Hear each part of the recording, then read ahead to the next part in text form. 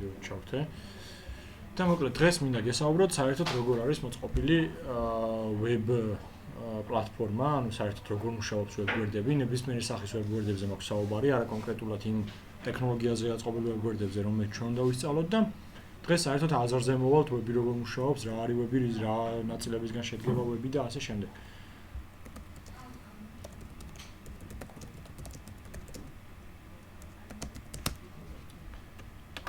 მოკლედ თვითონ web გვერდი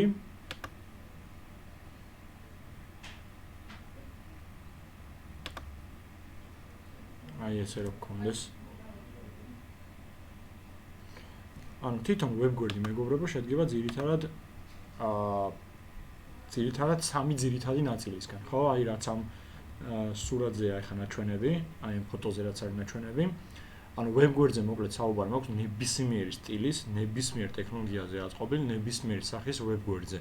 web გვერდი რო განსაზღვროთ რა არის, ანუ web გვერდი არის პროექტის ტიპი, რომელიც იხსნება web ბრაუზერში. თუ web ბრაუზერში არ იხსნება, ის არ არის web გვერდი. მაგალითად, web გვერდი ვერ იქნება მობილურ ჩაწერილი აპლიკაცია. ასევე web გვერდი ვერ იქნება Skype, ჩვენ შემთხვევაში, იმიტომ რომ Skype იხსნება კომპიუტერზე, ყენდება კომპიუტერზე და შემდეგ ეშვება იქიდან, ხო? ანუ web გვერდებზე მაქვს საუბარი ძირითადად მივხვდით რაზეც. web გვერდების გასახსნელად კომპიუტერში არის საჭირო რომ დააყენოთ ბრაუზერი. ანუ თქვენ თუ გინდათ რომ რაიმე web გვერდი ჩატვირთოთ თქვენ კომპიუტერში და რაიმე web გვერდზე რო შეხვიდეთ, ანუ ვებსაიტზე, არ აქვს მნიშვნელობა, თქვენ უნდა გეყენოთ კომპიუტერში ბრაუზერი.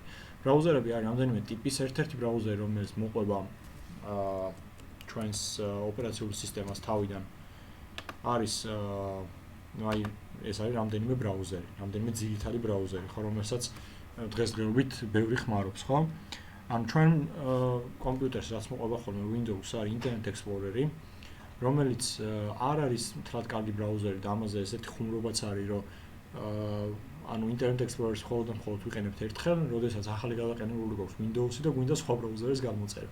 ანუ სხვა ბრაუზერი არ აყენია და რამე ბრაუზერში ხონდა შევიდეთ, რომ იმ სხვა ბრაუზერი რო გადმოწეროთ და ამისთვის ვიყენებთ Internet Explorer-ს. ასევე კიდევ ძალიან ბევრი ხუმრობებია, რომ Internet Explorer-ი არის ბევრად ნელი ვიდრე ნებისმიერი სხვა ბრაუზერი და სიტყვაზე სხვა ბრაუზერები თუ პასუხს გვაძლევენ რაღაცა რეკვესტზე 10 წამში, ეს გვაძლევს 30 წამში, ან 40 წამში და ასე შემდეგ.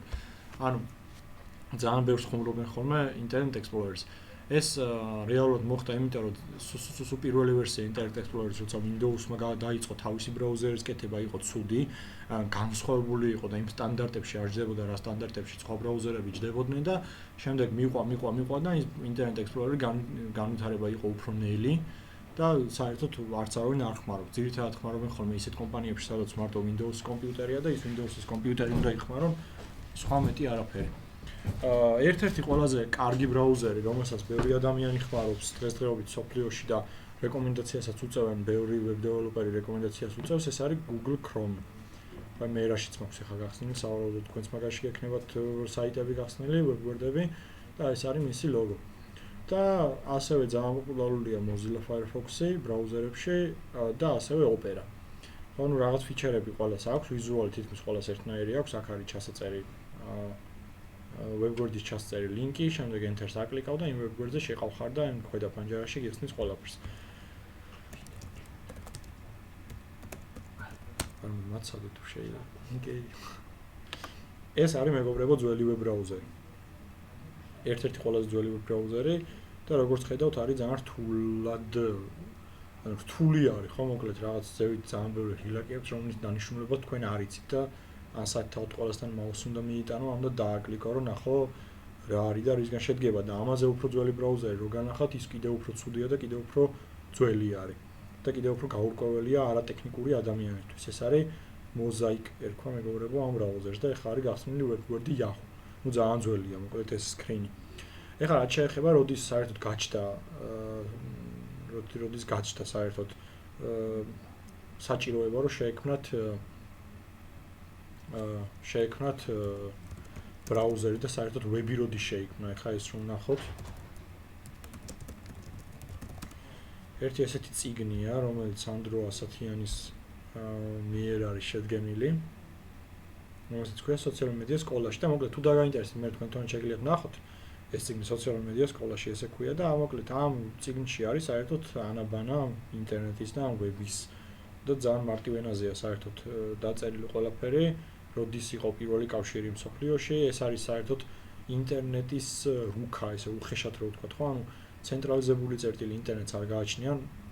ესეთი ლექცია თქვენ არ ქონიათ, ამიტომ ახლა მე ჩაგიტარებ დღეს მე მოგიყვებით ამ რაღაცებზე, ანუ ინტერნეტის რუქა არის, როდის სწორედ ერთი ცენტრალიზებული წერტილი ამას არ აქვს ინტერნეტს, ანუ თუ თქვენ მოგინდებათ რომ გათიშოთ ინტერნეტი, რომელიღაც წერტილს თუ გათიშავ, ყველაფერი არ გაითიშება, ანუ განსხვავებით თვალზე ტელეარხებისგან, შეგიძლიათ ანძა გათიშოთ და შემდეგ ის ანძა რომელ ქალაქშიც მაუწყებლობს, ან შეგიძლიათ იმ ტელევიზიის რაღაც პულტიდან გათიშოთ ის ტელევიზია და ყველგან გაითიშება. მაგრამ რეალურად ინტერნეტთან ეგეთი სიტუაცია არ არის, ეს არის დიდი ქსელი. და ეს წერტილები წარმოადგენთ რომ არის ჩართული მოწყობილობები ამ ქსელში. ну მოწყობილობები არა, უფრო დიდი სასერვეროები, რომელთანაც მე ინტერნეტი ნაწილდება. და ცენტრალიზებული წერტილი არ აქვს, სიტყვაზე შენ თუ ეს წერტილი გაითიშება ამ მომხმარებლებს მხოლოდ ინტერნეტი, დანარჩენი ინტერნეტი ჩვეულებრივად მიეწოდება მთელ ქსელს.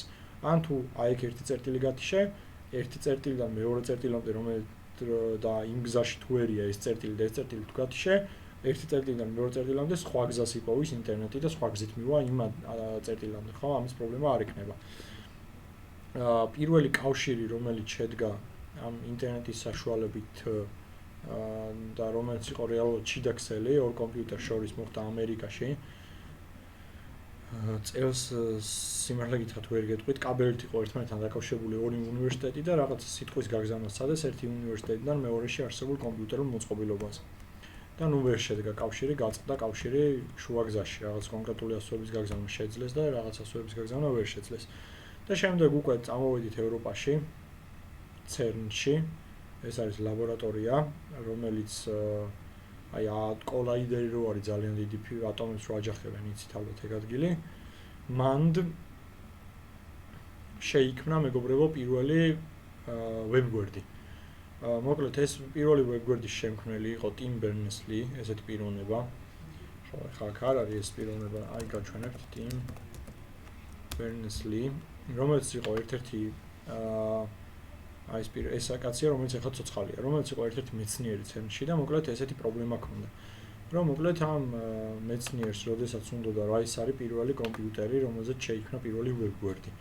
და მოკლედ ამ მეცნიერს ჰქონდა ესეთი პრობლემა, რომ როცა უნდა რომ გაეგზავნა და დაეშიარებინა სხვა მეცნიერებისთვის თავისი აღმოჩენები, უწევდა ხოლმე სულ რომ გაეგზავნა მათთვის პირადად ყველასთვის მეილზე, ხო? ან მეილი თუ არ არსებობდა, მოკლედ სადღაც პირადად რო გაეგზავნა. მე ესეთი რაღაც გადაწყვიტა, რომ შეიძლება თუ არა, რომ რეალურად სადღაც ერთ ადგილზე დადოს თავისი აღმოჩენები იქნებოდა თუ ნარკვევები თუ ჩანაწერები და შემდეგ მომხმარებლები შევიდნენ და ან სხვა მეცნიერები იმ ადგილზე შევიდნენ, სადაც ეს დადებს თავის ნაშრომს და იმ ადგილზე რო გქონდეთ სტომა და იმ ადგილიდან რო გადმოწერონ და მე ვისაც დასჭირდება ყველამ რო ნახოს. და მოკლედ მაშინ მან შექმნა პირველი ვებგვერდი, რეალურად HTML-ი რაც არის სკრიპტული ენა ვებგვერდების შესაქმნელად, სწორედ ამ პიროვნებამ შექმნა. და ეს იყო ის კომპიუტერი, რომელზეც შეიქმნა პირველი ვებგვერდი. ეხლა გაჩვენებთ როგორი იყო პირველი ვებგვერდი. მოკლედ პირველი რაც ამ ადამიანმა შექმნა იყო ამ World Wide Web-ის განმარტება. ეს სამი W-ს წინ რატომაც უწერთ ხოლმე საიტებს უწერდით, ეხლა უკვე აღარ უწერთ, შეგვიძლია აღარ დაუწეროთ, ეს არის World Wide Web. ანუ მსოფლიო მასშტაბის ქსელი. და მოკლედ ვები არ არის იგივე ინტერნეტი, ვები არის რეალურად ერთმანეთთან დაკავშირებული ბევრი ინტერნეტში არსებული დოკუმენტის გაერთიანება, ანუ საიტების ერთიანობა არის ვები. ინტერნეტი კიდევ უფრო ბრაულის მომცველი თემა არის, ანუ არ არის ინტერნეტი, იგივე ვები. და მოკლედ პირველი ვებგვერდი, რომელიც ამ ადამიანმა შექმნა, იყო HTML პროგრამირების ენაზე, ну პროგრამირების ენას თლად არ ეძახიან, რაღაც სკრიპტულ ენას ეძახიან, HTML პროგრამირების ენაზე აწყობილი. ეხლა ჩვენ საერთოდ რაში გვჭირდება HTML-ის სწავლა. ანუ ჩვენ ვსწავლობთ, როგორც უკვე იცით, back-ის ნაწილში, ანუ მარტო C# არ ვსწავლობდით, რეალურად ეს C# რაღაცაში ხომ უნდა გამოვიყენოთ. ამიტომ ვსწავლობთ მეგობრებო ვებგვერდების კეთებას, ვებგვერდების შენებას ASP.NET MVC ტექნოლოგიით. ეს არის ტექნოლოგია, რომელიც არის Microsoft-ის ერთ-ერთი framework-ის შემადგენელი ნაწილი, .NET framework-ის, აი რაზეც ადრე ვსაუბრობდით ჩვენ, C#-იც არის იმ framework-ის შემადგენელი ენა და ეს ტექნოლოგია არის ტექნოლოგია Microsoft-ის მიერ შექმნილი, რომელიც ითვალისწინებს web გვერდების კეთებას C# პროგრამების ენის დახმარებით. ანუ ჩვენ რეალურად ანუ ორი კურსი ხო არის, ეს არის back-ის კურსი და არის კიდე front-ის კურსი.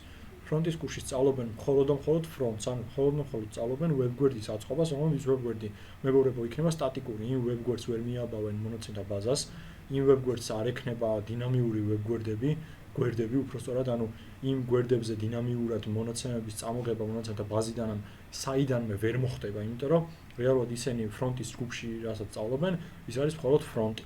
ის არის მხოლოდ web გვერდის ვიზუალური მხარის აწყობა. ჩვენ ვისწავლით back-საც და front-საც, ანუ front-ის რაღაც ნაწილსაც ვისწავლით რამდენიმე ლექციაში, მარტივ ნაწილებს და შემდეგ მე გეტყვით თქვენ, რომ უყუროთ ანი ასათიანის ლექციებს, რომელიც ტარდება ხოლმე სხვა დღეებში. უშუალოდ ერთი ლექცია დღეს ტარდება სამშაბათს ჩვენამდე და მეორე ლექცია ტარდება ხოლმე მეორე ლექცია როდის ტარდება ანისი? ხუთშაბათს 4-ზე. ანუ ხო, ანუ არ არის აუცილებელი რომ ანის ლექციებს უყუროთ ლაივში, იმიტომ რომ ანის ლექცია აბსოლუტურად ყველა ჩაწერილი უკვე დევს, როგორც ჩვენი, ეხლა ბექის ლექციები. მე აგიხსნით მარტივ კომპონენტებს და მარტივად აგიხსნით იმ ყველაფერს, რისის სწავლაც მე თქვენ დაგჭირდებათ, რომ აკეთოთ web გვერდების front ნაწილი. რეალურად ჯგუფში როცა მუშაობენ ხოლმე web გვერდებზე, აი როგორც უკვე ამ სურათზე რომ ნახეთ, არის web გვერდის მოკლედ არის ორი ძირითადი ნაწილი, უბრალოდ სამი, მაგრამ აქედან ორია ძირითადი. ერთი ნაწილი არის front-ი, რასაც ცალკე კურსი აქვს დათმობილი, მეორე ნაწილი არის back-end-ი. ჩვენ რო ვისწავლოთ მხოლოდ back-end-ი და რო არ ვისწავლოთ front-ი, ჩვენ უბრალოდ გვეწონება web გვერდის ლოგიკური ნაწილის შექმნა. ანუ უკანა მხარეს, სადაც ლოგიკა წერია web გვერდის, როგორც თქვენთან რო ვიყავით ჩამოსულები, როგორც ვისაუბრეთ, რომ რა ღილაკზე დაჭერის შემდეგ რა უნდა მოხდეს, ლოგინის დროს ინფორმაცია სად უნდა წავიდე, მოკლედ ყველაფერი გარდა ვიზუალური ნაწილის. ანუ ვიზუალური ნაწილი ხატია web გვერდის რაც არის და იმის მერე უკვე რა ღილაკზე დაკლიკვით რა უნდა მოხდეს, რა ღილაკზე დაკლიკვით რა ინფორმაცია უნდა გამოვიდეს და ასე შემდეგ, ეს არის მეგობრებო უკვე back-ი. ეს არის უკვე web გვერდის ის ნაწილი, სადაც წერია ლოგიკა. ჩვენ back-ს დავწერთ პროგრამირების ენა C#-ის გამოყენებით, რაც ჩვენ უკვე ვისწავლეთ. ხოლო front-ი უნდა დავწეროთ პროგრამირების ენა HTML-ით, CSS-ით და JavaScript-ით. ანუ ის უკვე სხვა მიმართულებაა, ხო? ვინდა რადგან ჩვენ გვინდა რომ ავაწყოთ სრულყოფილი web გვერდები, ანუ back-ის ჯგუფმა, ეხლა ვინც ხართ აქ, ამისთვის ჩვენ დაგვჭირდება რომ თავიდან რაღაც დონეზე მაინც ვიცოდეთ front-end ტექნოლოგია. რეალურად უნივერსალურ ჯგუფში, ნებისმიერ კომპანიაში, სადაც აწყობენ web გვერდებს, back-ის დეველოპერი და front-ის დეველოპერი არის ცალ-ცალკე, ანუ ადამიანი, რომელიც აწყობს ვიზუალურ ნაწილს არის ცალკე და ადამიანი, რომელიც აწყობს ლოგიკას, ანუ ბიზნეს ლოგიკას, ანუ back-ends არის ცალკე. თქვენ რეალურად იქნებით ის პირები, ვინც აწყობენ ბიზნეს ლოგიკას, ანუ back-ends. მაგრამ ჩვენ ესე მაგალითები რო არ გქონდეს ძალიან მშრალი და რეალურად რო ვნახოთ, როგორ უნდა გამოვიყენოთ, რაში უნდა გამოვიყენოთ და რა უნდა გავაკეთოთ ამ back-end ტექნოლოგიის დახმარებით, ამისათვის ჩვენ დაგვჭირდება რომ რაღაც დონეზე მაინც ვიცოდეთ front-end-ი.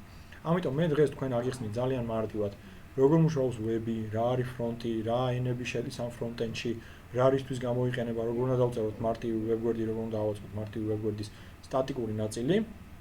ანუ ჯერ მე არ შევეხთები დღეს MVC-ს და C# დღეს მე არ გამოვიყენებ და ამის შემდეგ მეგობრებო თქვენ გირჩევთ და jobs, ვინც აპირებთ შემდეგ ეტაპზე გაგრძელებას, ანუ 18 ლექციან ეტაპზე გაგრძელებას, რომ უყუროთ აუცილებლად ანის ლექციებს და მე დაგილინკავთ ხოლმე ჩემ დავალებასთან ერთად 2 ცალ ანის ლექციას, რომ დავეციოთ რეალურად რაც გაიარეს იმათ, იგივე რომ გავიაროთ ჩვენ და იგივე დავალებები რომ გააკეთოთ თქვენ და თუ რამე კითხვა გექნებათ, ანუ HTML-თან დაკავშირებით, CSS-ან ან JavaScript-თან დაკავშირებით, აგერვან მე და რაც ვიცი, ანუ ანისნაირად არ ვიცი ხა front-ი, მაგრამ რაც ვიცი, იმაში დაგეხმარებით და თუ რაშიც მე ვერ დაგეხმარებით, მე უკვე ამის თქო რომ დაგეხმაროთ, ხო?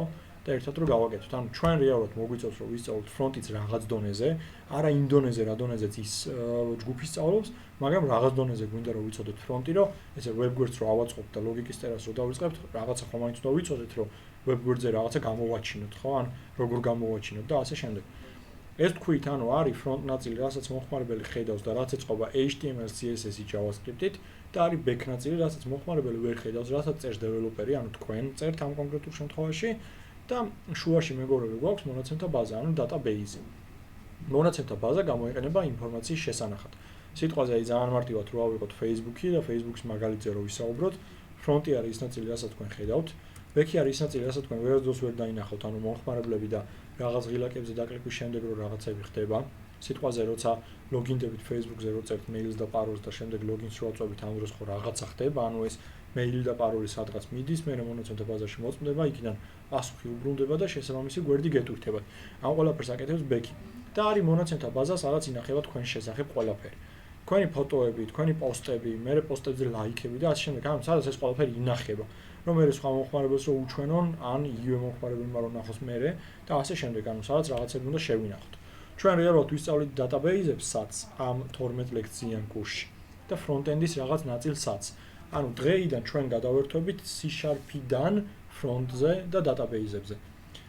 მაგრამ რა თქმა უნდა C# დაუბრუნდებით და C# გამოყენება მოგვიწევს ძირითადად C# გვექნება, C# გვექნება სამუშაო, როცა უკვე ჩვენ მე ავხსნით MVC-ს და როცა გადავალთ MVC-ზე, ხო? მე უკვე დაგჭირდება რომ ჩვენ ვიცოდეთ ჩვენი ცოდნა უკვე რაც მივიღეთ C#-დან ის რომ გამოვიყენოთ და იმით რომ დავწეროთ ხოლმე ბიზნეს ლოგიკა. მე მგონი ეხა ავხსენი ეს ყველაფერი დეტალურად თუ მაინც რამე კითხვა გაქვთ, მოიწერეთ Skype-ში და მე როგორც წინაზე ვქენით გახსოვთ, ხო? ანუ რაღაც მომენტის შემდეგ მე რო ვისაუბრებ Skype-ში სათითაოდ ჩავერთეთ ყველა. პირველი იყოს მოდი ჭოპორტი, მერე იყოს ზუგდიდი და მერე იყოს ბაღდათი. ეს მიკროფონს ჩართავთ და მიკროფონს რო ჩართავთ, კითხვა-პასუხის რეჟიმში, ლაივ რეჟიმში გავიაროთ ის კითხვები, რაც თქვენ გაქვთ. და თუ კითხვა რამე გაგიჩნდებათ ამ ეტაპზე, მაშინ იმ სანამ Skype-ში მიკროფონს ჩართავ, მაშინ გავიაროთ მოგწერეთ Skype-ში. ესე იგი, როგორც უკვე ვთქვით, პირველი ვებგვერდი შეიქმნა CERN-ში, სადაც რეალურად ინტერნეტიც შეიქმნა. ამ ყველაფრის შესახებ ახლა მე რო ძალიან ბევრი არ ვისაუბრო, არსებობს მოკლედ ეს წიგნი, რომელიც არის ძალიან მარტივი და ძალიან საინტერესოა დაწერილი. რა არის ვებგვერდი, რატო აი აქ წერია რომ Tim Berners-Lee შექმნა 1999 წელს პირველად წარმოადგინა ვების კონცეფცია, ანუ რომ რა უნდა ყოფილიყო ვებგვერდი, საერთოდ ვები რა არის, HTML რა არის და ასე შემდეგ. და მანვე შექმნა ეს ენა, ეს HTML, რომლის საშუალებითაც რეალურად ჩვენ და ავაწყობთ და ეხა front-end ჯგუფი აწყობს ვებგვერდებს, რომლებსაც მე ჩვენთან Facebook-ის ჯგუფში ლინკავენ ხოლმე. როგორც უკვე ვთქვით, ვებგვერდი იყოფა სამ ძირითად ნაწილად. პირველი არის front-ი, მეორე არის back-ი და მესამე არის database. რეალურად database-ი ძირითადი ნაწილი არ არის, იმიტომ რომ შეიძლება database-ის გარეშეც აწყოთ ვებგვერდი მარტო front-ით და რეალურად არ გქონდეთ back-ი. მაგრამ ესეთი ვებგვერდი არის სტატიკური, ანუ რაღაცა კონკრეტული ინფორმაციაა და თუ ამ ინფორმაციის შეცვლა გინდა, მაშინ დასჭირდება პროგრამისტის ჩარევა, იმ კოდში უნდა იძრომიაროს და რაღაცები უნდა ცვალოს. უნივერსალურ შემთხვევაში სიტყვაზე რო ავიღოთ news საიტები, ან news სააგენტოს საიტები, სიტყვაზე Interpress News ან ნებისმიერ სხვა. ანუ იქ არის როგორ არის აწყობილი პანელი, admin პანელი, საიდანაც admin-ი შედის და ამატებს სიახლეებს. ის სიახლეები მახსოვდება მონაცემთა ბაზაში და შემდეგ როცა მომხმარებელი შედის ჩვეულებრივ ვებგვერდზე, სადაც უნდა ნახოს სიახლეები, ის სიახლეები Interpress News. ის სიახლეები რაც არის მეგობრებო მონაცემთა ბაზაში ჩაწერილი, გამოდის აქ და უკვე მომხმარებელი მე უკვე აქ ათვალიერებს ამ სიახლეებს, ხო? და შეუძლია ნებისმიერ სიახლეზე გადასვლა და მისი ამ სიახლის სრული ინფორმაციის ნახვა. ანუ რეალურად მოკლედ აი მას რომ დავაკლიკავ მე აი რომელიმე სიახლეს, ხო? ეს ბექიდან ეუბნება რომ ჩაუტვირთე სიახლის ნომერი არის აი ეს არის ტექსტი ამ სიახლის და შექმენი ვებგვერდი, ცალკე გვერდი, სადაც იქნება ამ სიახლის სათაური, ამ სიახლის ფოტო და ამ სიახლის ტექსტი. ანუ ეს უკვე ბექიდან ეუბნება ამ ყველაფერს რომ გააკეთე ესა და ეს. ხო, ჩატვირთე ესა და ეს. როგორც უკვე ვთქვით, ვებგვერდი გახსნა თუ გვინდა ჭირდება აუცილებლად ბრაუზერი და ბრაუზერი მეგობრებო არის პროგრამა, რომელიც უბრალოდ ახორციელებს ჩვენი ვებგვერდის გამოჩენას ვიზუალურად, ანუ ის კოდი რაც წერია იქ, ანუ ის კოდი HTML-ზე რაც წერია, იმ HTML კოდის ვიზუალურ წარმოჩენას თუ აი როგორ თქვა, ანუ ვიზუალურად გვიჩვენებს იმ HTML-ის კოდს. ეხლა რაც შეეხება, ხო, ბაღდათში ორ მოსწავლეს აუცილებლად საქმე გამოგვიჩნდა. სამწუხაროდ უნდა დავტოვოთ, სახლში გადავხედავთ ლექციას. ხო, ანუ ამ ლექციას გადახედეთ აუცილებლად, რომ მე საერთოდ აზზე მოხვიდეთ ვები რა არის, რადგან მე ახლა ვსაუბრობ. ხო, აუცილებლად გადახედეთ, არავითარ შემთხვევაში არ დაივიწყოთ. კარგი, გავაგრძელოთ მაშინ. და ესე იგი, ბრაუზერი როგორც თქვი, ახორციელებს ამ ვებგვერდის HTML-ის კოდის ჩვენთვის ვიზუალურად გამოჩენას. ჩვენ მეგობრებო, შეგვიძლია ვნახოთ ნებისმიერი ვებგვერდის HTML-ის კოდი. სიტყვაზე შემიძლია, რომ აი ამ ვებგვერდის მაგალითად ინტერპრესიმსი რო გავხსნა, მოდი ის.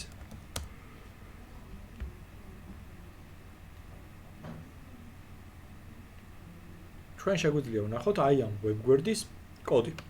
აი მარჯვენა ღილაკს რო დავუწვევ და მე view page source. აი გავიხსნის ეს ვებგვერდი როგორ არის აწყობილი. ანუ აბსოლუტურად ყველაფერს HTML-საც, CSS-საც, JavaScript-საც. ეს იყო ერთ-ერთი პრინციპი, რომელიც Tim Berners-ი თავიდანვე ჩადო ამ ვების ძირითად კონცეფციაში, ის რომ მოკლედ ნებისმიერი ვებგვერდის კოდი, რადგან არის ვებგვერდი აწყობილი HTML-ზე, არ შეიძლება იყოს დამალული და ვერ იქნება დამალული. იგი აუცილებლად უნდა იყოს ხილული. ხო და ჩვენ ნებისმიერ შემთხვევაში შეგვიძლია რომ ვნახოთ ნებისმიერი ვებგვერდის კოდი. ან ნებისმიერი ვებგვერდის ნებისმიერი ნაწილი. შეგვიძლია ვნახოთ რა კოდი წერია მის უკან. ხო, ეს არის ფრონტი არის ყოველთვის ღია, მაგრამ ვერასდროს ვერ ვნახავთ მეგობრებო ბექს. ანუ იმ ნაწილს სადაც წერია ლოგიკა. ბიზნეს ლოგიკა, ხო? და უკვე და ამ ფრონტის დარენდერებას, ამ ფრონტის ჩვენებას ახორციელებს რეალურად ჩვენი ბრაუზერი. ანუ ბრაუზერი აკეთებს მხოლოდ ერთ რაღაცას, რომ ის კოდი რაც წერია, ის რომ წარმოგვიდგინოს ვიზუალურად. ბრაუზერი იმით განსხვავდება კომპილერისგან, Visual Studio-სგან, რომ რეალურად რო განსხვავოთ სიტყვაზე HTML, CSS, JavaScript, ეს ცალკე კლასად რო ავიღოთ და რო შევადაროთ ეს ყველაფერი C#.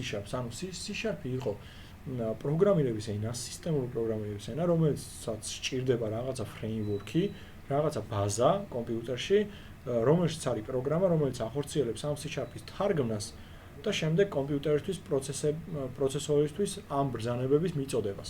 ეს არის C#.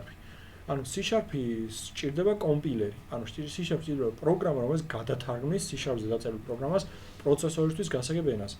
ბრაუზერში წარმოდგენილ ვებგვერდებს, რომელიც არის გაკეთებული HTML, CSS, JavaScript-ზე ფრონტ ნაწილის გეუბნებით, მას სჭირდება ბრაუზერი. ანუ მოკლედ გამშვები პროგრამა, ჩვენ შემთხვევაში C# პროგრამაში მეგობრებო იყო Visual Studio, რომელსაც ჰქონდა კომპილერის ნაწილი თვითონ შიგნით ჩაყენებული, ან კომპილერი აკეთებდა ამ ყველაფერს და ბრაუზერის, ანუ ვების თემაში, ფრონტის ნაწილში ეს გამშვები პროგრამა, ესე უხეშად რო ვთქვათ, არის ბრაუზერი. ბრაუზერს არ აქვს კომპილატორი, ბრაუზერს აბსოლუტურად არაფერი არ აქვს, ბრაუზერი არის უფრო სწრაფი, არ სჭირდება კოდის გადათარგმნა.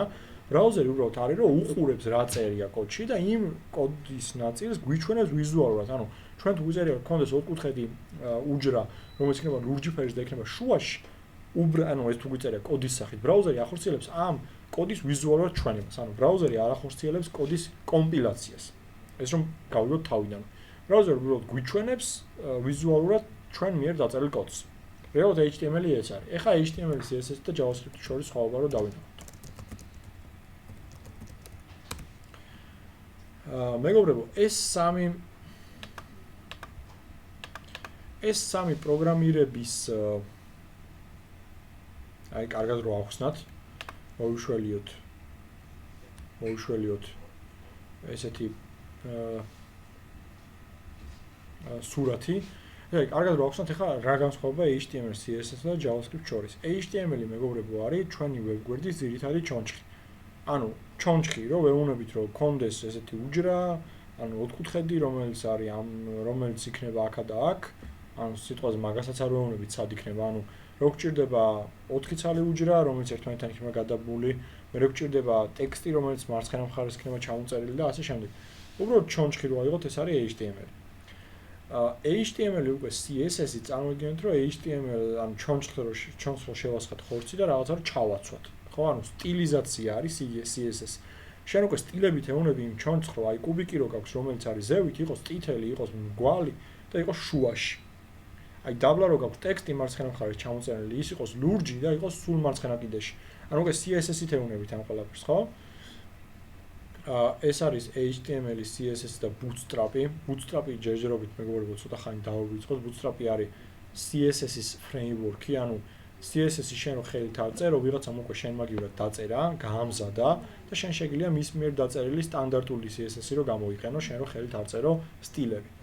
და მოკლედ bootstrap-ი ცოტა ხანი დავიწყოთ და JavaScript-ი უკვე არის, რომ ანუ როგორც აქ ხატი არის Superman-ი, ანუ JavaScript-ი უკვე გვეხმარება იმაში, რომ ჩვენი web გვერდი გავხადოთ დინამიური, უფრო მოქნილი და web გვერდს გქონდეს ისეთი ფუნქციები, როგორც არის სიტყვაზე ღილაკზე თითის დაკლიკის შემდეგ, რომ რაღაცა web გვერდის რაღაცა ნაწილი რომ წავიდეს სადღაც სხვაგან, ან გაიწელოს, ან ფერი შეიცვალოს, ან ლამაზად გადავიდეს ერთი უჯრიდან მეორეზე, ან უჯრაზე რომ გადაატარებ მაუსს რაღაცა მოუვიდეს იმასთან ჩაქრეს, ან აინთოს და ასე შემდეგ. ანუ web გვერდი რომ გახდეს უფრო ბევრად დინამიური.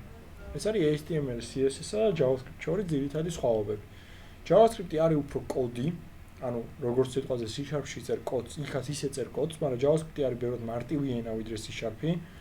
CSS-ი მეგობრებო არის სტილები, ანუ ამას გაჩვენებთ ახლა ყველაფერს რა და როგორ არის და HTML-ი მეგობრებო არის ჩონჩხი, როგორც უკვე ვისაუბრეთ.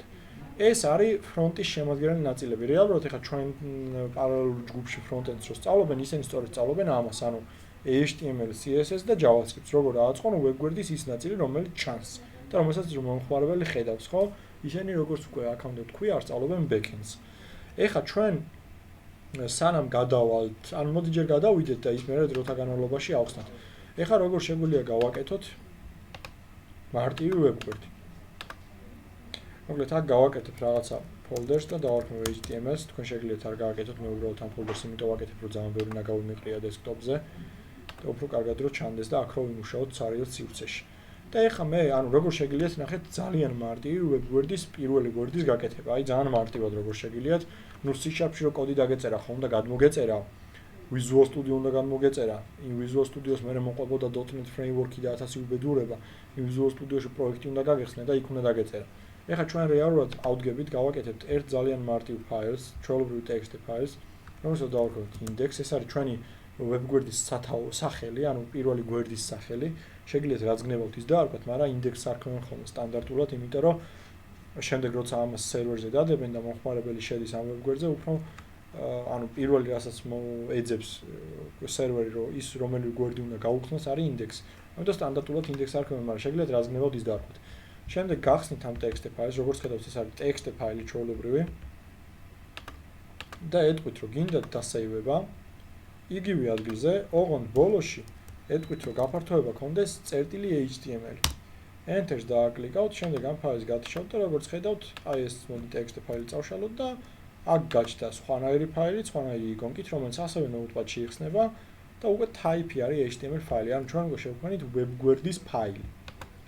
ეხლა გავხსნათ ეს web გვერდი და დავწეროთ ძალიან მარტივი კოდი. ეხლა ნახეთ რა ხდება. მე ამ web გვერდის ფაილის გახსნა შემიძლია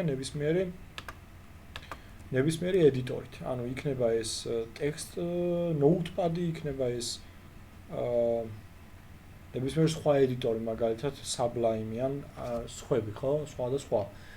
ჩვეულებრივი text ედიტორი გჭირდებათ, არ გჭირდებათ რაღაცა სხვა პროგრამა. ამისთვის მაგალითად როგორც C# შემთხვევაში გჭირდებოდა Visual Studio. ეს ახლა მე Notepad++-ით გავხსენე, ცოტა ნავაროჩენი Notepad-ი არის, რაღაცებს ამწვანებს, რაღაცებს აწითლებს, მაგრამ შეგიძლიათ ორჯერ თუ დააკლიკავთ, ჩვეულებრივი Notepad-ი გაიხსნება და ეს Notepad-ი მეგობრებო ყველას გაქვთ ახლა თქვენ კომპიუტერში, იმიტომ რომ Visual-ს მოყვება. ჩავთვალოთ, რომ ახლა ჩვენ ეს უნდა გავხსნათ Notepad++-ით. თქვენ შეგიძლიათ გახსნათ ჩვეულებრივად როგორც თქვენ გითხარით, ჩვეულებრივი Notepad პროგრამით. და ახლა რო დავწეროთ ჩვენი web გვერდის კოდი.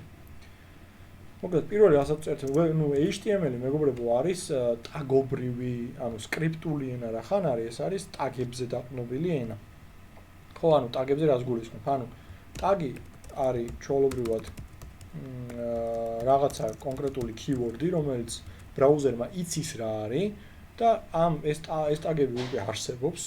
არის ტაგები, რომელსაც ხშირად ვიყენებთ, არის ტაგები, რომელსაც არ ვიყენებთ ხშირად და რეალურად ტაგი რა არის? ანუ ტაგის გვაქვს გახსნა და ტაგის გვაქვს დახურვა. ანუ დახურვა არის უბრალოდ წინ ესეთი სლეშით. და დანარჩენი იგივეა. და ამ ტაგში რაც არის მოქცეული, ბრაუზერმა იცის, როგორ უნდა მოექცეს. სიტყვაზე მე პირველ ტაგს, რასაც მე ვხსნი ხოლმე, რომ შემდეგ მე web გვერდი გავაკეთო, ამ ტაგს ქვია HTML ტაგი. HTML ტაგი მე მჭირდება იმისთვის, რომ ბრაუზერს უთხრა, რომ აი ამ გახსნა დახურვა შორის.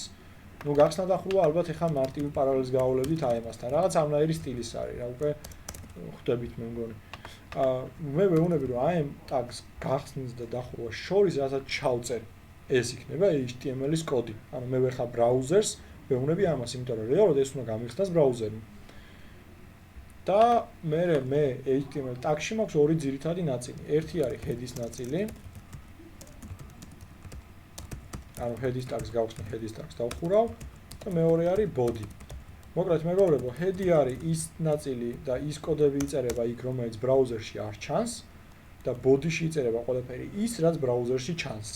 მაგალითად, head-ის ტაგში მე შემიძლია გავაკეთო ტაგი title, რომელიც იქნება ჩემი webguard-ის სათაური. title ტაგი გავხსენი, title ტაგი დავხურე, შუაში რასაც ჩავწერ, სიტყვაზე ჩავწეროთ ჩემი პირველი, მოდი ინგლისურად ჩავწერე. My first web page. ხო? ანუ სიტყვაზე ჩვენი პირველი webguard-ი იყოს ესეთი, title იყოს my first web page და body-ში არაფერი არ ეწეროს, ნიშნავს რომ არაფერი არ გამოჩნდეს ბრაუზერში. ეხლა მე რო ეს ჩავკეცო და მე რო აი ინდექსზე მივიდე, რაშიც ეხლა მე კოდს წერდი, ამას ყურადღება მიაქციეთ ხოლმე რომ ის ტექსტი ფაილი წაშალეთ და კოდის წერა დაიწყეთ HTML ფაილში და არა TXT ფაილში, იმიტომ რომ მე თქვენ უნდა გაუშვათ HTML ფაილი. ეხლა აბა გავხსნათ, მოდი ეს ჩვენ ბრაუზერში. მარჯვენა ღილაკით დავაკლიკოთ open with Google Chrome. და აი მოკლედ ჩვენი პირველი webguard-ი გაიხსნა და აი როგორც ხედავთ ეხლა აქ ყველაფერი გავთიშურაც მოხსნილი. აი სათაური აი აქ tabზე რაც აწერი არის my first web page.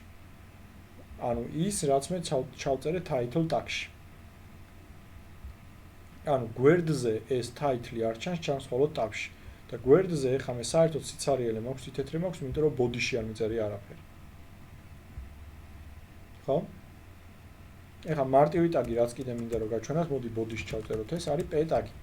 p ტაგი მეგობრებო არის პარაგრაფის ტაგი. მე რო ეხლა აქ ჩავაკოპირო რაიმე ტექსტი, მოდი ავდგეთ და რომელიღაც საიტიდან დავაკოპირებ რაიმე ტექსტს, მაგალითად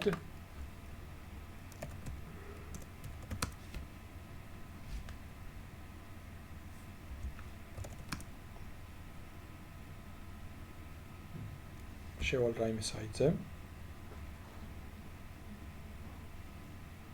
არის ტექსტი რო ტექსტს ვაკოპირებ,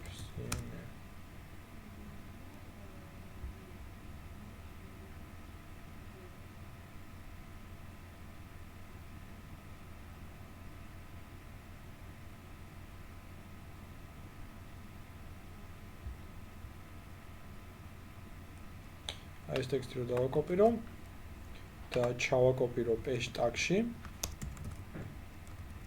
და ეხლა მე რო შევიდე ისევ ჩემ webguard-ზე, რომელიც აი მოქვს გახსნილი, შემიძლია რომ ამ webguard-ში ცვლილებები თუ ვაკეთებ მხოლოდ და მხოლოდ ფრონტის ნაწილს, ცვლილებები ავსახო უბრალოდ ერთი ცალი refresh-ით. ანუ მე მაქვს გახსნილი იგივე ფაილი, აი როგორც ხედავთ index.html ფაილი და რო დავარეფრეშებ, ის ცვლილებები, რომელიც მე იმ კოდში შევიტანე, აისახება მარტივად, ძალიან მარტივად აქ.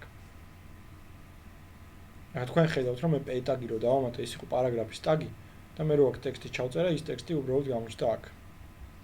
მე შემიძლია რომ მეორე p ტაგი გავაკეთო სიტყვაზე იგივე ტექსტით. და მეორე p ტაგი ნიშნავს რომ ოდნავ დაწიე p ტაგი საერთოდ რას აკეთებს, ეუბნება რომ ოდნავ დაწიე კიდედან და დააშორე ზევითა ტიპს, რომ იყოს ცალკე პარაგრაფი. როგორც ხედავთ გამოვიდა ცალკე პარაგრაფი. ანუ მე მაქვს ძალიან მარტივი webguard-ი, სადაც მაქვს title და სადაც მაქვს ორი ცალი p ტაგი ტექსტისთვის. ანუ ძალიან მარტივი რაღაც გავაკეთე.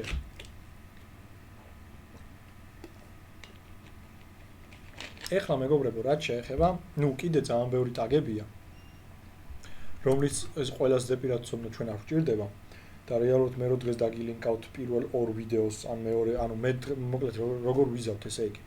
მე იმ ჩემ ვიდეოსთან ერთად, რომელსაც დავალებაში ვდებდი ხოლმე, ასევე ჩავდებ ანის მიერ ჩაწერილ ვიდეოებს, ანის ლექციებს და თქვენი ძირითადი დავალება იქნება ის, რომ უყუროთ იმ ვიდეოებს და შემდეგ მარტივ დავალებას მოგცემთ, რომ რამდენად უყურეთ თუ არ უყურეთ იმ ვიდეოს, ეგ რო გავიგო. და მოკლედ თქვენ უნდა უყუროთ იმ ვიდეოს და შემდეგ ის მარტივი დავალება უნდა გააკეთოთ. იმ ვიდეოებს რო უყურებთ, თქვენ საერთოდ უფრო მეტად კარგად გაერკვევით რა არის HTML-ი, რა ტაგები გამოიყენება მასში, რა ტაგი რას აღნიშნავს და ასე შემდეგ.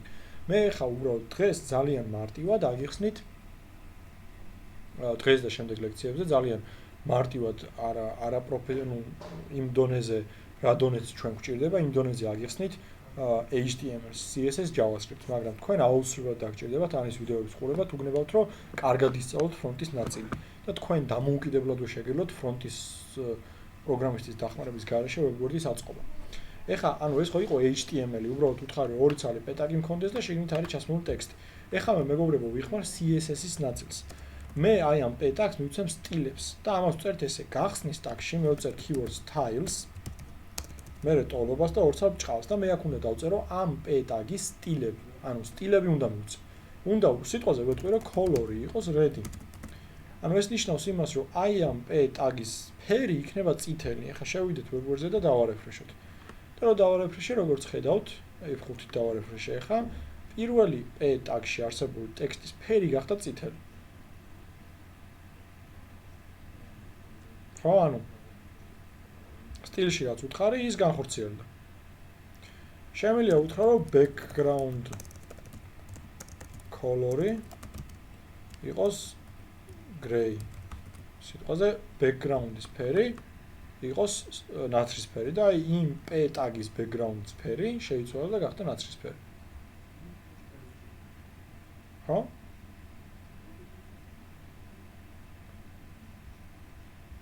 კიდევ შემიძლია უთხრა, რომ მაგალითად margin left-ი არის, რომ დააშორე მარცხენა კიდეს 20 პიქსელით. და აი მარცხენა კიდეს დაშორდა 20 პიქსელით, როგორც ხედავთ. ანუ მარცხენა კიდიდან 20 პიქსელით გამოიწია ჩვენმა ტექსტმა. ეს უკვე ეხლა მე რაც გაჩვენეთ, იყო CSS.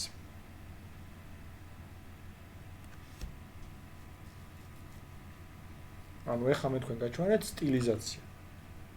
ძალიან მარტივი რაღაც.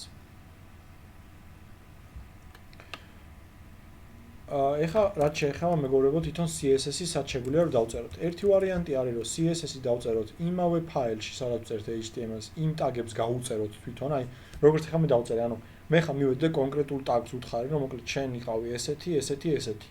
მე თუ მომინდება რომ მეორე p tag სხვანაირი სტილი მივცე, ამასაც უნდა უთხრა სტაილი და ამას color-ი იყოს green-ი და background color-ი იყოს yellow. ეხლა რაღაც საშინელება იქნება. არა. ცალ-ცალკე უნდა უთხრათ. ეს არის ერთი გზა, რა გზითაც შეგვიძლია რომ ჩვენ სტილები მივცეთ HTML ტაგებს. მეორე გზა, მეგობრებო, არის რომ ანუ ეს ყველაფერი წავშალოთ, რაც აქ წერია. მეორე გზა არის რა? რომ ჩვენ რაიმე უნიკალური ან არაუნიკალური მაიდენტიფიცირებელი მივანიჭოთ ტაგებს. სიტყვაზე უნიკალური მეგობრებო არის ID, ესე ქვია. ამის ID შეგვიძლია გავხადოთ, დავარქვათ first paragraph. ანუ ID მივანიჭოთ first paragraph-ი.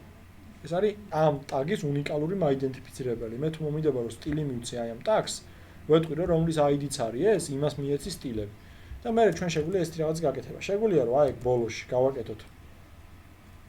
ანუ უბრალოდ აი body-ს შემდეგ გავაკეთოთ ტაგი, ანუ body-ს გარეთ გავაკეთოთ ტაგი, რომელსაც ქვია style-ი. გავხსნათ დავხუროთ. და აი ამ ტაგში ჩავწეროთ CSS. ანუ იმ კონკრეტული ტაგის CSS. ეხლა მე ვეთყვი რომ ეს CSS-ი დაუწერე იმ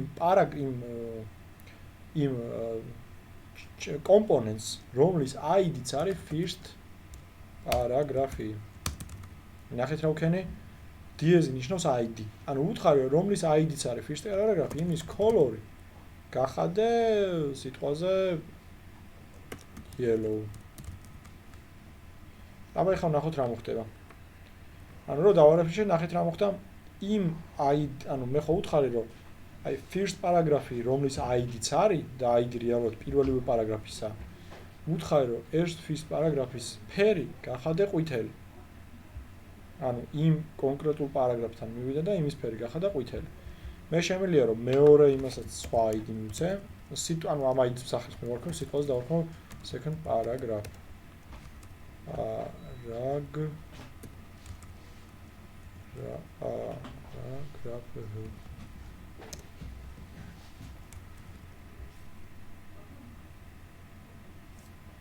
ეხლა მე აქედან ვეტყვი რომ second paragraph-ზე ფერი გახადე brown სიტყვაზე. ანუ color არის სტილი კონკრეტულად ტექსტის ფერისთვის და აი როგორც დაინახეთ, ფერი შეიცვალა მეორე პარაგრაფ-მაც. ეს არის მეორე გზა. ხო, ეს არის გზა, როდესაც ჩვენ სტილებს იგივე ფაილში უწერ.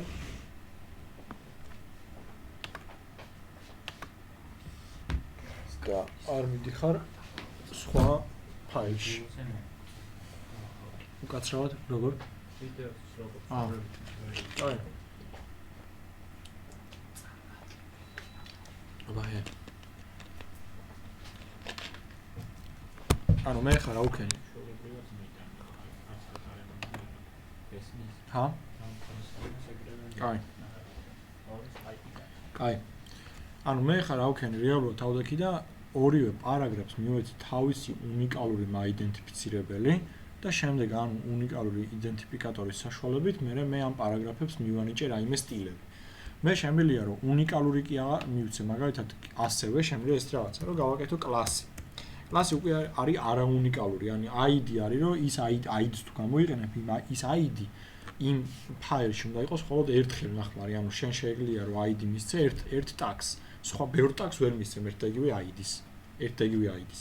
მაგრამ კლასი შეგვიძლია მისცე ერთ და იგივე ბევრ იმას ვქნა ტაგს. მაგალითად მე თუ ამ PS-აც ეს კლასი მივეცი და მეორე PS-აც იგივე კლასი მივეცი, ან ნებისმიერ სხვა ტაგს.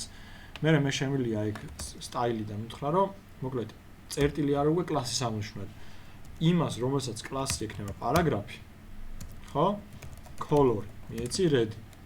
ანუ მე ხა უთხარ რომ იპოვე ისეთი ტაგები, რომლის კლასიც არის პარაგრაფი და იმათი ფერი გახადე წითელი. ეხლა როგორც ხედავთ უკვე ორივე ფერი გახდა წითელი. ხო, ეს არის მეორე გზა, როდესაც შენ იგივე ფაილში გაქვს სტილები, ოღონდ ამ სტილებს შენ არ წერთ თქვენ მეგობრებო ტაგებში, ანუ ტაგებს ქვენ inline სტილები, როცა ეხლა და ძალიან ცუდი და უშნო და უხეშიც იქნება, ხო, რომ ადგე და ყველა ტაგში რომ ჩაუწერო თავის სტილი და ეს სტილები ხანდახან არის ხოლმე 7-8, შეიძლება 10-12 სტილის კონდეს, ხო, რომელიმე ტაგს. და ამიტომ კარგია თუ ეს იქნება გამოყოფილი. და ის სტილები რაც ბევრ ტაგებს ერთნაირი აქვს, იმას თუ ცალკე კლასში გაიტან, ხომ თლად უკეთესი. უკვე იდეალური ვარიანტი იქნება ეგ. ეს უკვე არის მეგობრებო, რაც უკვე გითხარით CSS. ეხლა მე შემოვიტან თქვენთან ახალ ტაგს და ამ ტაგს დავარქმევ და ეს ტაგი არის div. div არის უჯრა, ხო, რაღაცა ოთხკუთხედი, ხო, რაღაც რომელსაც ჩვენ შეგვიძლია მივცეთ ზომა და ფერი და მომრგვალება და შეგვიძლია ჩვენთან გავასწოროთ სადაც გვინდა. მაგალითად შემოვიტან divs, რომლის ID-ც იქნება სიტყვაზე first box. და დავხურავ ამ divs და ეხლა მე ჩავალ სტილებში და ვეტყვი რომ first box-ის სტილები იყოს შემდეგნაირი. ესე იგი width-ი, ანუ სიგანე იყოს 200 პიქსელი, height-ი, ანუ სიმაღლე იყოს 100 პიქსელი და background color-ი იყოს black-ი. ანუ უთხარი რომ მოკლედ იყოს 200 პიქსელი სიგანეში, 100 პიქსელი სიმაღლეში, background color-ი არის უკანა ფერი იყოს ისა შავი. ეხლა თვითონ რაც შეეხება ამ სტილები, იცით თუ არა და ზეპირად საიდან უნდა იცოდეთ და ასე შემდეგ. მეგობრებო, რაღაც სტილებს ჩვენ თვითონ ისედაც ვიხმართ ხოლმე, რაც ხშირად გამოიყენება, მაგრამ ყველა სტილის ზეპირად დასწავლა არის სისულელი და ესე არავინ არ იქცევა და არც არავინ არ აკეთებს. უბრალოდ თქვენ უნდა იცოდეთ, როგორ უნდა იპოვოთ და სად უნდა იპოვოთ, რაც გჭირდებათ. ანუ ყველა სტილი და ყველა ტაგი ზეპირად არ ცნია, როცა უბრალოდ ვიცი როგორ უნდა ვიპოვო Google-ში. ხო, ანუ თქვენ შეგიძლიათ რომ როცა რა სტილი დაგჭირდებათ, იმ სტილის შესაბამისი კოდი იპოვოთ და შემდეგ გაიგოთ როგორ უნდა გამოიყენოთ ესა თუ ის სტილი და რას აკეთებს ესა თუ ის სტილი და მისი მიხედვით შემდეგ გავაწყოთ ვებგვერდი. ეხლა საინტერესოა რა იქნება აქ, ხო? ანუ რომ დავარეფრეშე, როგორც ხედავთ, გამოჩნდა ჩვეულებრივი შავი ყუთი, შავი უჯრა, ესე რომ ვთქვა, ანუ ოთხკუთხედი, რომელსაც სიგანე აქვს 200 პიქსელი, სიმაღლე აქვს 100 პიქსელი და უკანა ფერი აქვს შავი. ანუ ჩვეულებრივ რას დავწერე, ის გამოჩნდა. ეხლა მე შემიძლია უთხრა, რომ border radius-ი იყოს 25 პიქსელი. თუ პროცენტი ეს ზუსტად აღარ მახსოვს, აბა ნახოთ მე მგონი პროცენტი უნდა იყოს. პიქსელზეც მუშაობს. ანუ border radius-ი 25 პიქსელი უთხრა, რომ მოამრგვალე გვერდები. და მე შემიძლია მე მგონი თუ არ ვწდები უთხრა პროცენტიც. და ეხლა უფრო ძალიან მოამრგვალა. საერთოდ 50% რო უთხრა, სავარაუდოდ უნდა გახადოს წრე. ხო, წრე გახადა, ოღონდ არასწორი იმით, ხო? 50% უთხრა, რომ მაქსიმალურად მოამრგვალე შენი კუთხეები და გახადე მრგვალი. ანუ ესაც ერთ-ერთი ტაგი არის. ერთ-ერთი სტილი არის. კიდევ მეგობრებო, ერთ-ერთი სტილი არის თვითონ ბორდერი. შეგიძლია უთხრა, რომ ბორდერი, ანუ ისე ქვია, საზღვარი, ანუ საზღვარი კონდეს 1 პიქსელის სისქის, კონდეს წითელი და კონდეს solid, ნიშნავს რომ გადაბმული ხაზი იყოს. და აი როგორც ხედავთ, გავუკეთა ეხა 1 პიქსელი არ ჩანს, მოდი 3 პიქსელი მივუწეთ და უფრო კარგად დაინახოთ. აი 3 პიქსელის სისქის ჩარჩო გავუკეთა. ხო, ანუ საზღვარი გავუკეთა ამ ჩვენ მრგვალ divs. Div რეალურად უჯრა არის 4-კუთხედი. მაგრამ რახან მეუთხარი რომ border radius-ი, ანუ შემოუმრგვალეო, და შემოუმრგვალო, მე თუ ამას წავშლი და ამას თუ გავუშვებ, როგორც ხედავთ, ისე 4-კუთხედად გადაკეთდება და ამ 4-კუთხედს აქვს წითელი საზღვარი. ანუ წითელი ჩარჩო. ჩვენ შეგვიძლია რომ ამ div-ში სიტყვაზე ამის background color-ი იყოს green-ი და ჩვენ შეგვიძლია რომ ამ div-ში მე კიდე შიგნით რაღაც სხვა ტაგები გავაკეთოთ. მაგალითად, div-ში კიდევ შიგნით გავაკეთოთ p ტაგი. და უთხრათ რომ this is my first p tag in div. და დავხურო p ტაგი. ეხლა აბა რომ ვნახოთ რა იქნება. ესე იგი, ის ჩვენი აცებული ტექსტი ჩაჯდა იმ div-ში, იმიტომ რომ მე რეალურად უთხარი რომ div-ში ჩამისვი p ტაგი. ანუ ეს იერარქია ჩვეულებრივად არის HTML-ში, ხო? ანუ რაღაც ტაგს თუ რაღაც ტაგში ჩასვავ, ჩვეულებრივ გადავა და ჩვეულებრივ ჩაჯდება ესე. ნუ p ტაგში ახლა div-ს ვერ ჩავსვავდით, მივხვდით პარაგრაფის ტაგში ვერ ჩასვავთ უჯრას, ხო? მაგრამ შეგიძლია რომ უჯრაში ჩასვო სიტყვაზე ეს. ეხლა მე რომ ამას უთხრა რომ height-იც 200 პიქსელი იყოს და სიმაღლეც და სიგანეც 200 პიქსელიო, გამოვა ჩვეულებრივი კვადრატი. ეხლა ეს უკვე კვადრატია.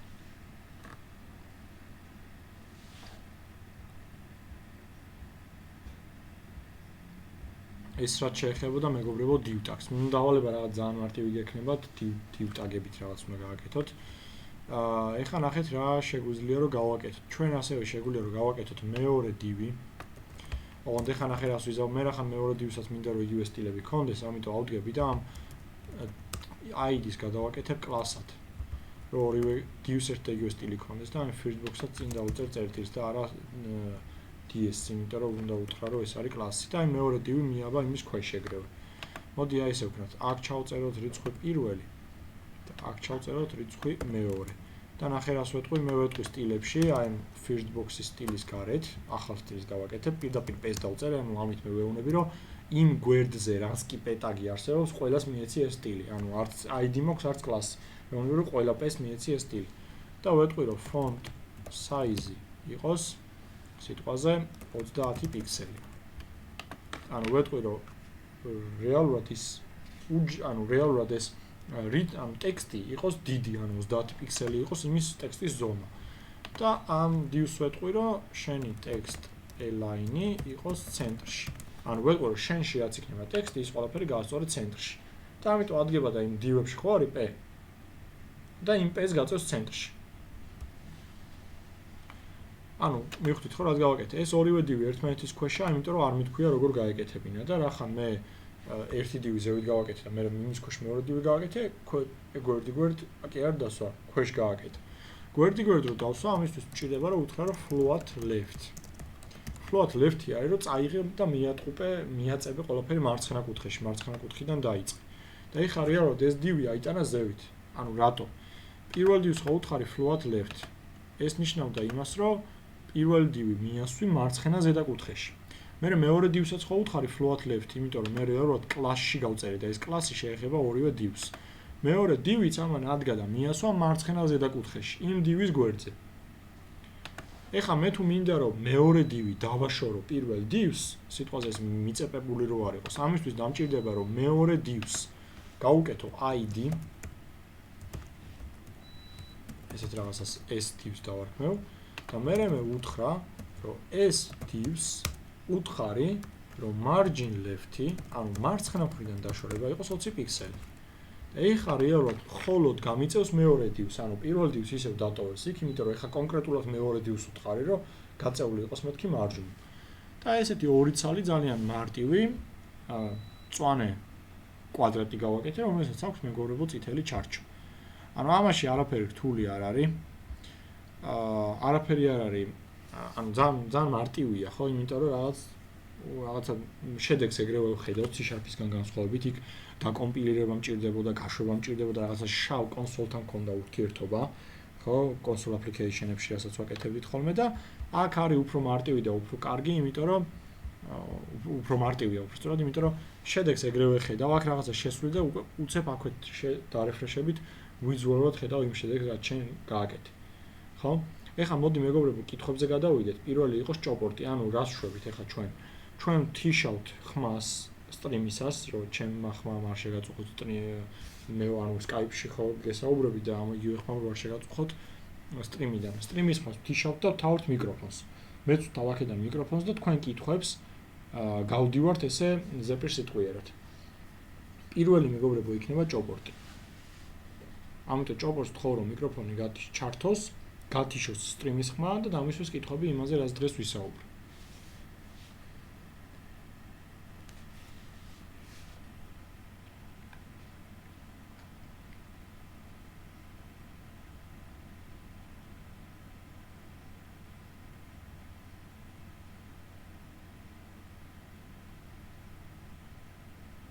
თუ არ გაქვთ ჭოპორტიდან კითხვები, მაშინ შეგიძლია მოიწეროთ. აი ჭოპორტი იწერება, რომ კითხვები არ გვაქვს.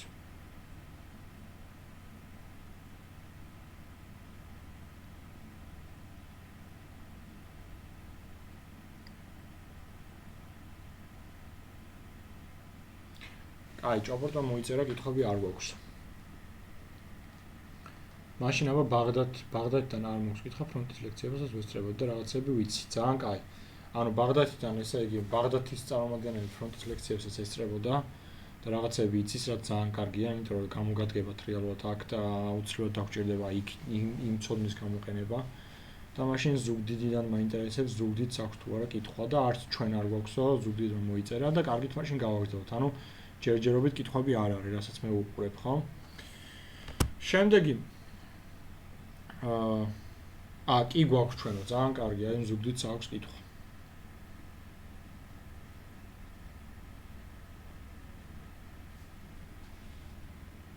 მაშინ მე ხა ჩავთავ ჩემ მიკროფონს, თქვენ გათიშეთ სტრიმის ხმა.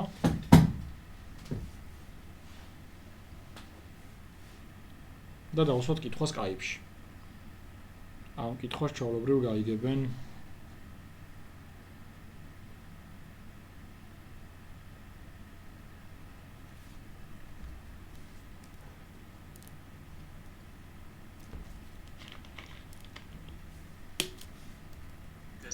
კი, გვესმის. გამარჯობა.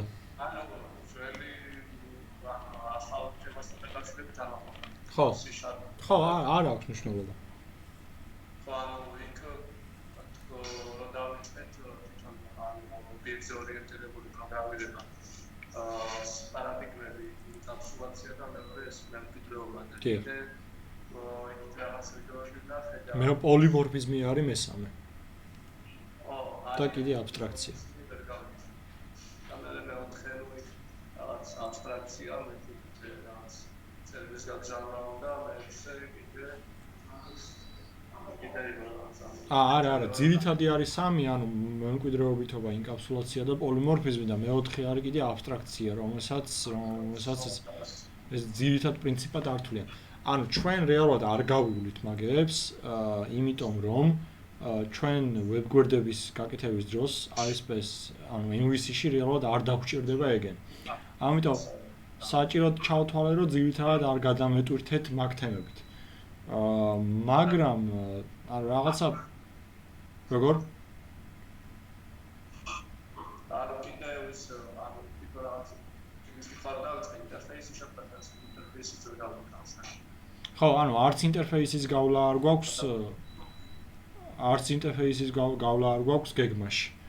ანუ C#-ის სიღრმეებში არ შევდივართ, იმიტომ რომ რეალურად რაც გვჭირდება, გვინდა რომ მხოლოდ ის გავიაროთ ანუ MVC-ის შესწავლის დროს.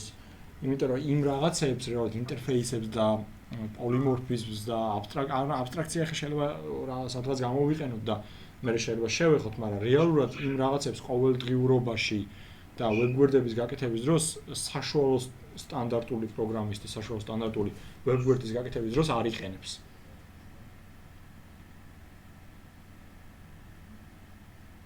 მე მგონი გაჭედა Skype-მა.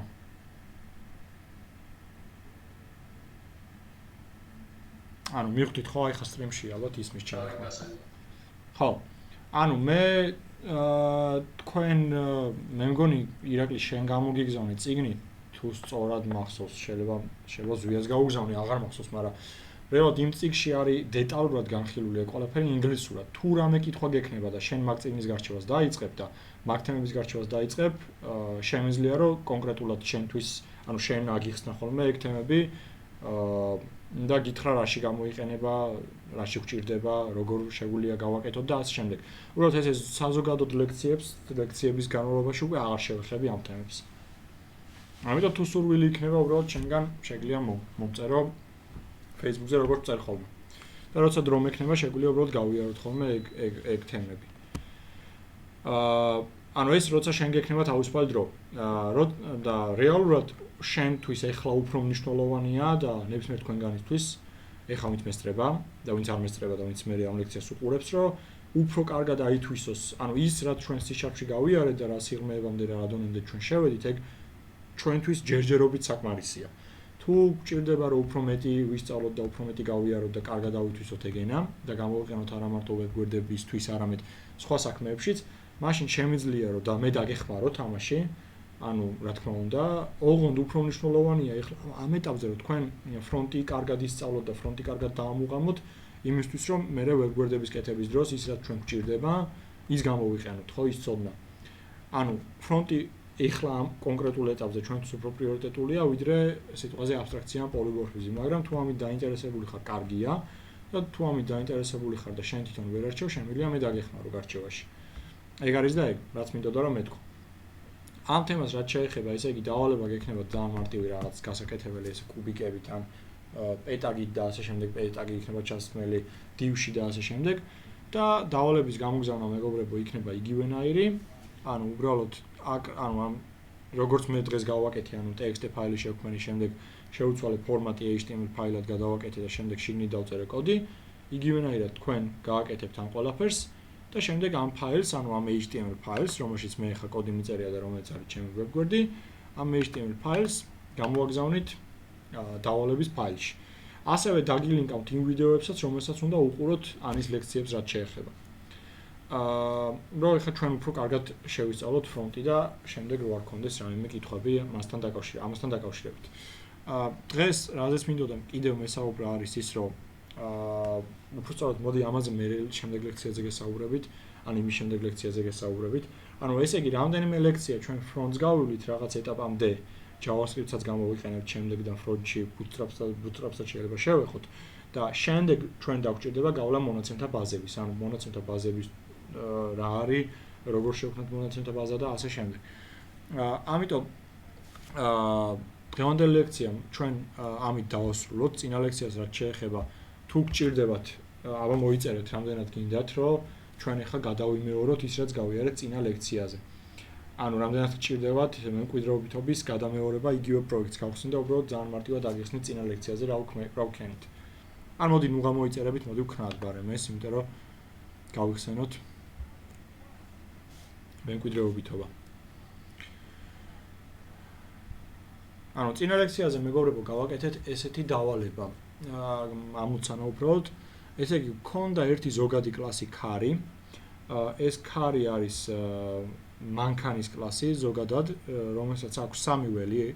ეს არის მოდელი, კოლორი, ანუ ფერი და ძრავის სიმძლავრე. და ამ მანქანის კლასს გავუკეთეთ კონსტრუქტორი პარამეტრებიანი, რომელიც იღებდა ამ სამცალ პარამეტრს. ამ სამიცალი ველისთვის და შემდეგ ამ პარამეტრებს, ანუ ამ ინფორმაციას ალაგებდა ამ ველებში. შემდეგ გავაკეთეთ კლასი ვენი, ანუ მიკროავტობუსი, რომელსაც უთხარი რომ ყოფილიყო იმ ქარ კლასის შვილი კლასი. ეს ნიშნავს იმას, რომ მე თავისუფლად შემიძლია, ანუ ამ ვენ კლასს შეუძლია რომ ნახოს ქარ კლასის ის ველები, რომელიც არის protected ან public მხედველობის არის. protected-ი როგორც გვეწინაზე ახსენი არის private-ზე ოდნავ უფრო ღია და public-ზე დახურული. ანუ private ველზე ღია ნიშნავს, რომ ჩვენ შეგვიძლია რომ იგივე კლასები, ანუ იგივე ველები დავინახოთ შვილი კლასებიდანაც და იგივე კლასიდანაც, რა თქმა უნდა, ანუ აი ქარის ველები შეგვიძლია დავინახოთ იგივე კლასიდანაც, ანუ ქარიდანაც და ასევე სხვა კლასიდანაც, ანუ ვენიდანაც. და არ შეგვიძლია დავინახოთ სხვა კლასიდან, ანუ პროგრამ კლასიდან, რომელიც არც ვენის შვილია და არც ვენში არ მდებარეობს, არც ქარის შვილია და არც ქარში არ მდებარეობს, ჩვენ ამ ველებს ვერ დავინახავთ ესე პირდაპირ. და გქონდა პარამეტრებიანი კონსტრუქტორი, რომლის საშუალებითაც ჩვენ წერდით ინფორმაციას ამ კლასის ველებში, მოდელში, color-ში და power-ში. შემდეგ ჩვენ გქონდა კლასი veni, რომელიც იყო car კლასის შვილობილი. ამ vens გქონდა თავისი ორი ცალი ველი. ერთი ველი იყო number of stop-ი და მეორე იყო distance. ეს ორი ველი იყო ამ კლასის კონკრეტული ველები, ანუ ამ კლასს რეალურად vens აქვს ორი თავისი ველი და ვინაიდან რადგანაც ეს არის car კლასის შვილობილი, კიდევ car კლასის სამი ველიც აქვს.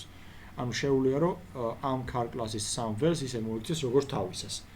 და ამ ven კლასს ჰქონდა კონსტრუქტორი veni, რომელიც იღებდა 5 ცალ პარამეტრს და რეალურად ამ პარამეტრებს შემდეგნაირად ვექცეოდი. 3 ცალ პარამეტრს, ანუ 3 ცალ ინფორმაციას უშვებდი base კლასში, ანუ ამის მშობელ კლასში და მშობელი კლასის კონსტრუქტორი ახორციელებდა ამ სამი ველის მიხედვას, ესე რომ ვთქვათ, ანუ ამ სამი ველის ინფორმაციის კონკრეტულ ადგილებზე ჩალაგებას და ამ ორ ცალ ველს ინფორმაციას and number of stops და distance ამ კლასშივე ვამუშავებდი. და ნუ აქ properties მქონდა number of stop-ი, რომელიც უბრალოდ მიბრუნებდა სტოპების რაოდენობას, მეტი არაფერს არ აკეთებდა. და მოკლედ აქ keyword-ი შემოვიდა this და this წერტილი და შემდეგ ველის სახელი უზრუნველყოფს იმას, რომ რეალურად მე ვეუბნები ამ კლასს, რომ number of stop-ი არის შენი ველი და არა მშობელი კლასის ველი. მშობელი კლასის ველისთვის თუ მინდოდა მიმართა, უნდა გამოვიყენებინა base keyword, base წერტილი და შემდეგ ავამიგდებდა, ეხლა რომ დავწერო base წერტილი და ავამიგდებს უკვე მშობელი კლასის ველებს. ხო, ეს ეხლა ამ კონკრეტულ მომენტში არ მჭირდება, იმიტომ რომ კონსტრუქტორი აკეთებს მეგობრებო ამ ყველაფერს. და კიდევ მქონდა bus კლასი, ზუსტად იდენტური, ორი მქონდა თავის ველი, number of drivers და destination-ი და მქონდა კონსტრუქტორი, რომელიც ისევ 5 პარამეტრს იღებდა, 3 პარამეტრს აგზავნიდა მშობელში და 2 პარამეტრს იტოვებდა თავისთან. და თვითონ უვლიდა ამ 2 ცალ პარამეტრს. ხო? ეს არის და ეს. შემდეგ შევქმნი ven კლასის ობიექტი და ჩვეულებრივ 5-ვე ინფორმაცია, 5-ვე ველის ინფორმაცია გადავაწოდე ამ კლასის კონსტრუქტორს. რეალურად ამ Mercedes-ი ტექსტი, white ტექსტი და ეს 250 არის პირველი 3 ცალი, ეს მოდელი, color-ი და p იყო power-ი. ეს 3 ცალი ინფორმაცია რეალურად აი ამ ჩანაწერით გაუშვა მშობელში. და ჩვენ ასევე წინაზე ვნახეთ, რომ აი ამ ობიექტის შექმნის დროს შეიქმნა რეალურად მშობელი კლასის ობიექტი და შემდეგ შეიქმნა შვილი კლასის ობიექტი. ანუ ამით მე ვქენი რა. მე რეალურად ეს სამი ველი არ გავუკეთე შვილს, გავუკეთე მშობელს და რეალურად შემდეგ შვილმა გამოიყენა მშობელი კლასის ველები ისე როგორც თავისი. და ეს მე ვთქვი, რომ არის კარგი, იმიტომ რომ თუ შენ გაქვს რაიმე ისეთი კლასი, ან ისეთი კლასები, სადაც რამდენიმე ველი ყველა კლასში მეორდება, შენ შეგიძლია რომ გააკეთო მშობელი კლასი, ეს განმეორებადი ველები გაიტანო მშობელ კლასში და შემდეგ შენ მოექცე ამ კლასებს ისე, რომ თითქოს ამ კლასს აქვს თავისივე ველები, ანუ მშობელი კლასის თავისი ველებიც და მშობელი კლასის ველებიც არის როგორც თავისი. ანუ ამაში გამოგვადგება მემკვიდრეობითობა და ამიტომ არის კარგი. ეს მინდოდა მეგობრებო მე თქვენთვის რომ მე თქვა დღეს დღევანდელი ლექცია ამით დასრულებულია, დავალებას დავდებ დღეს ღამე ამ ხვალ დილით და დაგილინკავთ ასე იმ ვიდეოებს, რომელსაც უნდა უყუროთ ჩემი ლექციის გარდა ამის ვიდეოებს, რომ კარგად გაიგოთ ფრონტი და ყველაფერი რო იყოს თქვენთვის გასაგები. მოკლედ ამ ეტაპზე მე თქვენ გემშვიდობებით და შემდეგ დღეს არის სამშაბათი, შემდეგ ლექცია იქნება შაბათს 11 საათზე. სავარ თუ შეიცვალა დრო და სიტყვაზე 2 საათზე იყო ისევ მე ამას თქვენ შეგატყობინებთ. ჩვეულებრივ როგორც გატყობინებდით ხოლმე, მაგრამ სავარაუდოდ არ შეიძლება და იქნება 11 საათზე. აბა ნახვამდის დღევანდელი ლექცია ამით დასრულდა.